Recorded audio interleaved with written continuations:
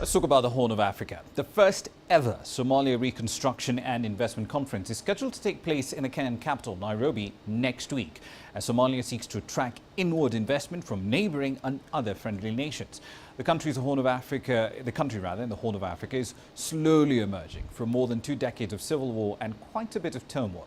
Players from the public and the private sectors, as well as development organizations, are expected to explore opportunities, challenges and the way ahead for investing in Somalia. Now, since the restoration of security in Mogadishu, industries ranging from fishing to construction and tourism have all started to pick up, and that in turn has raised quite a bit of confidence about the country's economic prospects moving forward. At a conference on Somalia held in London earlier this month, the British Prime Minister David Cameron called on participants to support the country in reconstruction and development efforts. So then, what should you expect? Let's find out. Hassan Noor is the organizer of the Somalia Reconstruction and Investment Conference and Exhibition. He joins us live in studio tonight. And Mohammed Hirmoge, CCTV's correspondent in Somalia. He's live in Mogadishu. Thank you for your time this evening, gentlemen. Mr. Noor, let's start with you. Why hold this conference in the Kenyan capital and not in Mogadishu? Thank you very much. Besides Kenya, and specifically Nairobi being the gateway to, or becoming the gateway of business to the region, we have fairly large number of Somali business community who have been trading in this part of the continent over the years. There's also a good number of regional and international business presence in the region. The conference in Nairobi is actually setting the base for more future business participation inside the country. We're also looking to having more or similar activities of sort, a conference taking place inside Somalia subsequently.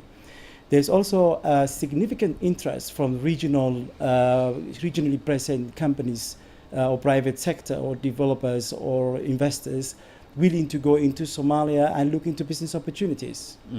Indeed. So, Hirmoge, let's come to you. Let's talk about the elephant in the room here. May 5th, bomb attack in Mogadishu, 10 people dead, dozen injured. What's the government doing to enhance security in the capital?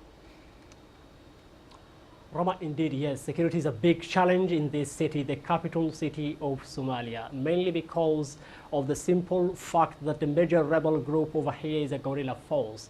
And the fact that I've just mentioned, the 5th May attack and the 14th April attack attest to the fact that there's a guerrilla-style force over here that is quite potent and very lethal. Speaking about what has been done about it, the police force has since been changed ever since that latest blast of 5th May. Plus, one other thing that has changed is there has been a major crackdown, a massive crackdown on the remnants of the Al-Shabaab, as the security forces are saying it. And that actually got a boost today when the AMISOM, the African Union Peacekeeping Forces, have said that they will help in a rigorous door-to-door search and cordon operations in the next few days to find out, actually to, as you say, remove this elephant in the house, Rama. Indeed. Mr. Noor, let me take you back to November last year. Quoting here from Dabshil CEO, there's, and I'm quoting here, a thriving informal market for shares. Now, off the back of that argument, what's the best way of formalizing the informal business networks and business activity that's taking place in Somalia right now? I think the essence here is not actually to formalize the informal businesses in the country. I think the most important thing is to find a middle way, or taking on or building on the experiences and the achievements that have been gained over the past 20 years, looking into possibilities of actually coming up with innovations and ways of actually bringing together the formal and informal. There have been a lot of discoveries in dealing with various sectors, be financial management, remittances, be exports or other things, so which actually have a lot of importance for the future. So the idea is actually not trying to formalize the informal business, but rather to come up with a way forward with the combination of all efforts put together. A lot of examples actually exist in Somalia, a lot of lessons to be learned, not only for Somalia, but actually for the region and the world. Remittances, for example, are one of them. And there is actually a unique opportunity to look at modalities of reconstructing the country and building on experiences that have already been gained, together with international, regional investment and getting into it. Indeed. Hirmoge, fiscal accountability has been a key bugbear for donors, especially as far as the government in Mogadishu is concerned. What assurances can the government give that whoever does invest in Somalia and pays their taxes, that those taxes will then be used for exactly what's supposed to take place in terms of social services?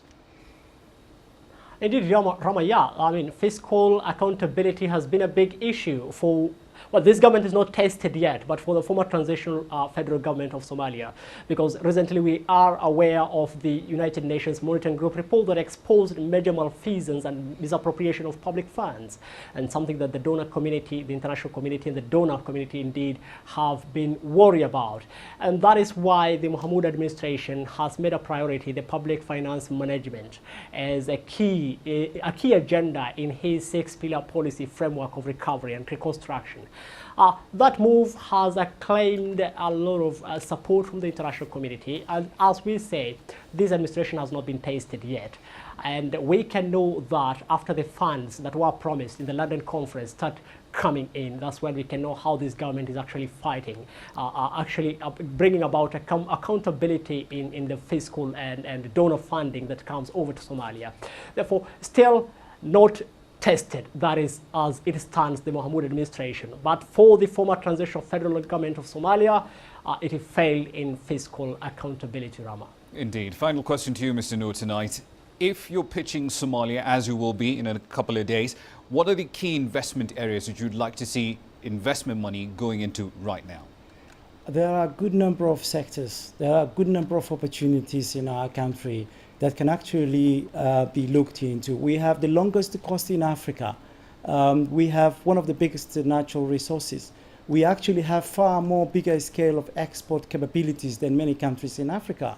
So agriculture, livestock, fishery, oil, extractive industry, we actually could be one of the leading countries in actually various sectors. All of these opportunities are actually available, and they require actually just coming in investments and also support that will come from international base. So Somalia actually is a place to invest in the next generation in various sectors, cutting across from fishery, as we have the longest coast in Africa, into the extractive sector, oil and gas and natural resources, such as also mining. We actually export one of the biggest numbers of livestock in this continent of Africa, but we're exporting animals as they are alive. We would actually want to see more further development into the export of livestock. So there are actually a big number of investment opportunities, also banking and finance. We don't have international banks actually present in Somalia, despite the fact that there is a possibility for huge amount of money for banking and investments along insurance, financial sector. We also have actually we have more ports actually than any country in Africa, of course, because of the longest coast. So the opportunities are actually quite a number. Many of them actually are at the onset, and there is a huge opportunity for coming into Somalia and forming proper collaborations and partnerships with the Somali people and looking into better perspective in that respect. Indeed. We'll have to leave it there for the time being. Thank you very much for your time this evening, gentlemen. Mr. Hassan Noor in studio, and CCTV's Mohammed Hirmoge live in Mogadishu. The investment conference, of course, will be held in the Kenyan capital, Nairobi, between the 28th and the 29th of May this year.